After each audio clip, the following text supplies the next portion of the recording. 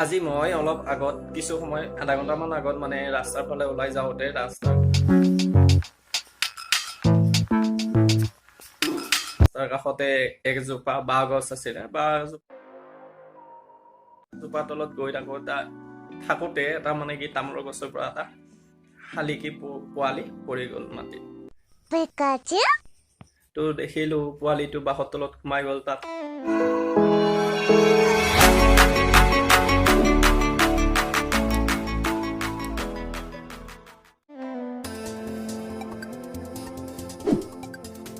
সাপ আছে, ডাঙৰ ডাঙৰ ভেকুলী আছে, উৰাব নোৱাৰে।